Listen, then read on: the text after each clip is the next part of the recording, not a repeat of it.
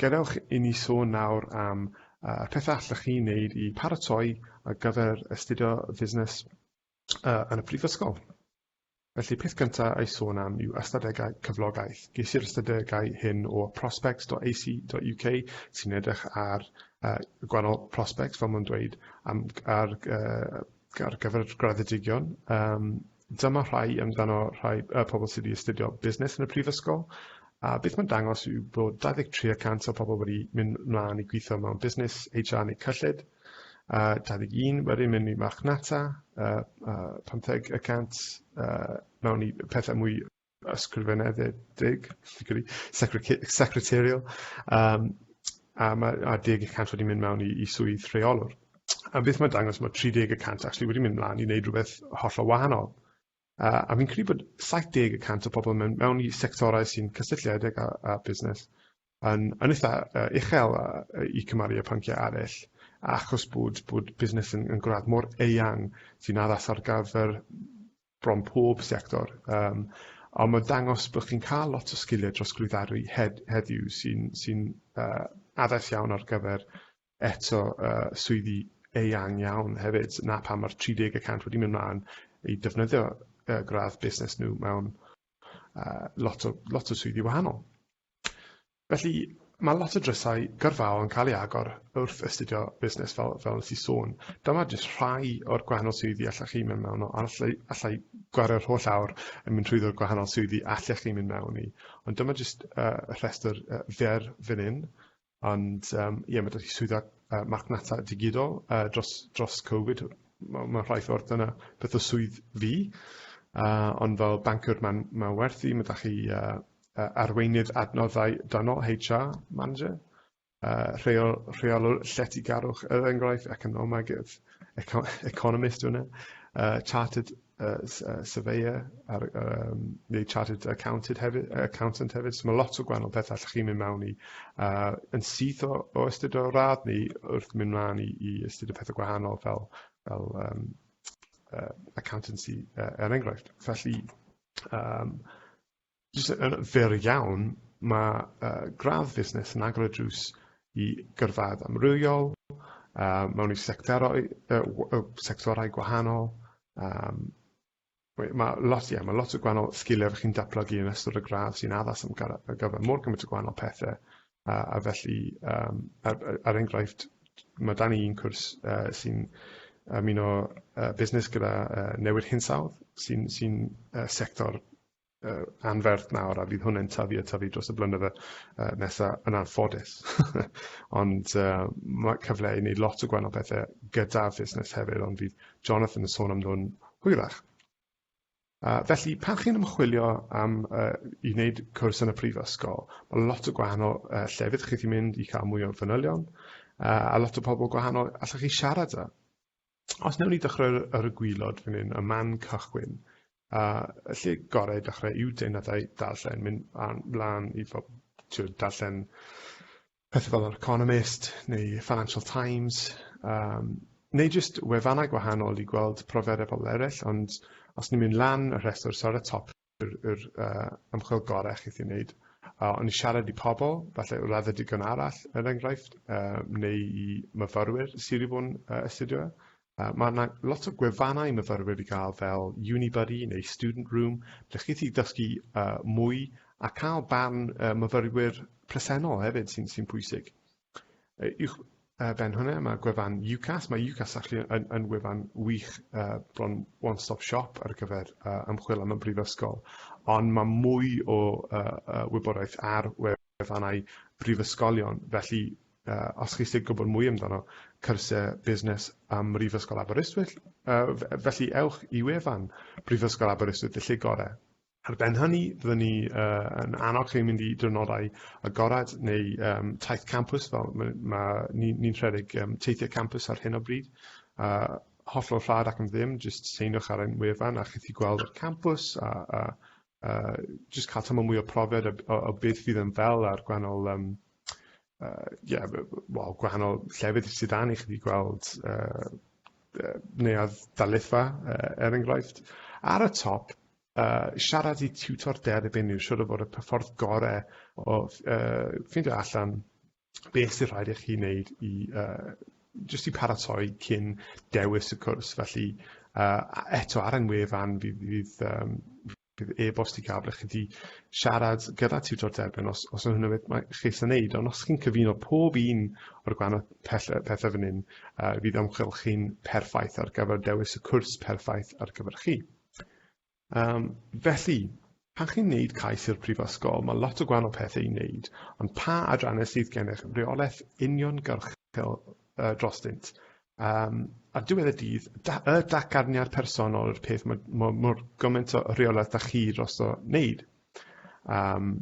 Obviously mae addysg chi'n yn pwysig iawn, so mae rhaid i chi gweithio yn yr ysgol wrth gwrs, ond y datganiad personol, achos chi sy'n roli beth chi'n rhoi mewn i.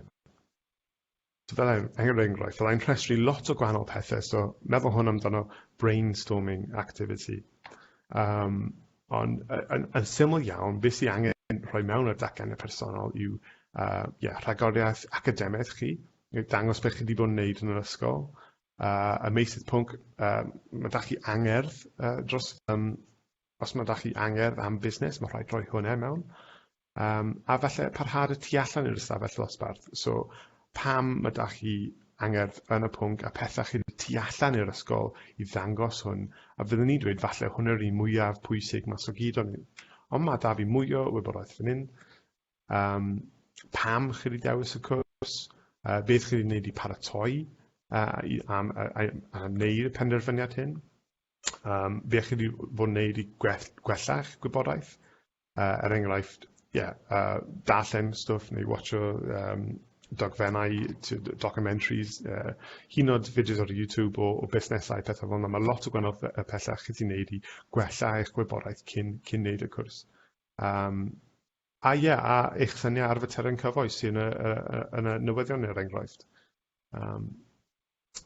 Hefyd, pa sgilio trosglwyddiadus ydych chi sy'n perthnesol am dyna'r prifysgol er enghraifft. Falle mae ydych chi sgilio wrth gweithio mewn tîm. Mae hwnna yn hynod o perthnesol i weithio mewn busnes.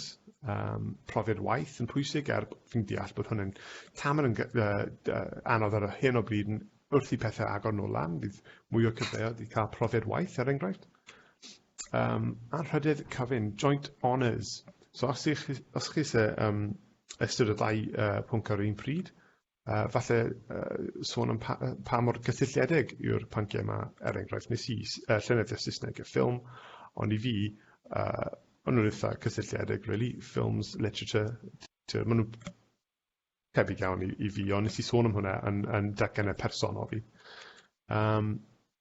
Sut ydych chi wedi dangos eich ddiddordeb, cyflwyniadau eithriadol, beth chi wedi gwneud sy'n unigryw sy'n falle gorysgyn rhoi rwystrau chi wedi gwneud, a sut mae fe'n addas er enghraifft. Nath un o gydweithwyr fi mynd i Patagonia cyn mynd i'r prifysgol, a ddi astudio Cymraeg yn y prifysgol.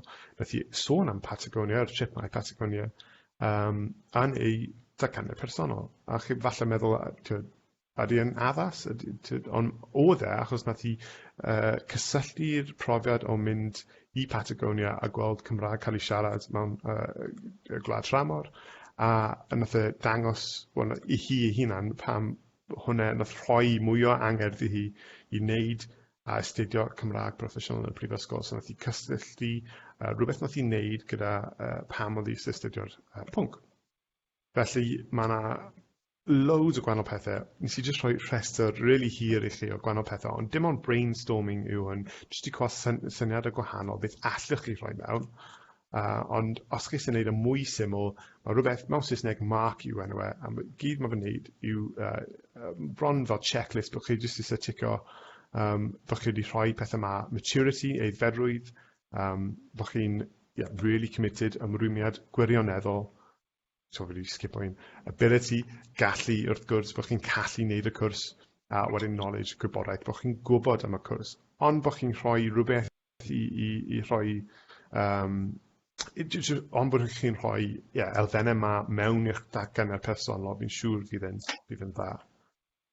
Felly, jyst i crynhoi ar datganiad personol, fydd yn gwych os allwch cael profiad gwaith er enghraifft. ond na siŵr bod chi'n rhoi rhinweddau addas ar gyfer y cwrs, bod chi'n dachu'r sgiliau i mynd mewn. Bod chi falle da wybodaeth ehangach o'r pwnc tu allan o'r dosbarth. Bod chi'n croesawu cysyniadau newydd, concepts newydd. Enghraifft, so hwn un sgil pwysig ar gyfer mynd i'r prifysgol ble chi'n dysgu mwy o pethau. Ac yn y diwedd, y diddordeb arbennig yn y maes. Hwna i fi yw'r peth pwysig, fel enghraifft i fi, mae llenyddiaeth ffilms, o'n i'n dwlu ar darllen llyfrau a gwylio ffilms, a mae fe'n pwysig iawn i dweud pam chi'n astudio busnes, pam ydych chi ddiddordeb yn y ffwnc. Felly, jyst i crynhoi dan fi'n cyn ni symud ymlaen i'r experts. Mae ffynonellau defnyddiol i gael gyd dros yr rhyngrwyd. Ar y top yda ni hwb aber, hwnna'n fel manylion ysgrifenedig i helpu chi gyda'r cais i prifysgol a lot o wahanol pethau, neu hyn oed ysgoloriaethau, pethau fel yna. Mae yna wefan ni'n hoffi enw SACU Student, UCAS Back to Front hwnna.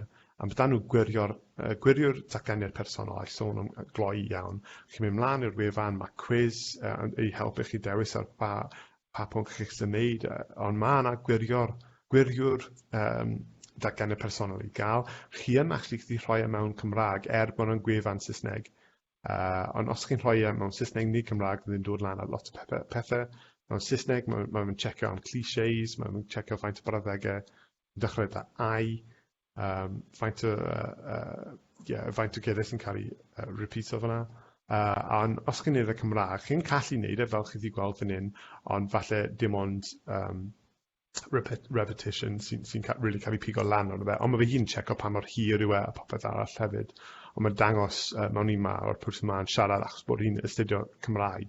Ond wnaeth hi siarad tipyn amdano'r iaith, ond falle defnyddio'r gair iaith gormod i fod yn onest, ond na i ddim wedi gweithio hi hynny. So mae hwnna'n wefan gwych, sacu-student.com/aber. Mae lot o gwahanol pethau chi wedi gwneud yn hollol rhad ac yn ddim. Ac i gorffen, Aberflix. Falle chi'n watcho hwn ar Aberflix yn y dyfodol sy'n gwych, ond mae fe fel Netflix ond am addysg uwch. Mae lot o gwahanol adnoddau i gael fan hyn. So chi sy'n rhywbeth i ysgrifennu yn eich datganiad personol amdano busnes, felly ewch i'r wefan a falle gwylio un o'r fideos yn ein cyfres gwahanol fel heriau 2030 neu sesiynau blasu busnes. A falle fydd hwnna'n ysbrydoli chi i rhoi rhywbeth yn eich datganiad personol. So felly, na gyd o fi. So, hoffwn ni pasio chi nôl draw i Jonathan, yr expert amdano beth mae fe fel i astudio busnes. Ond diolch yn fawr am wrando.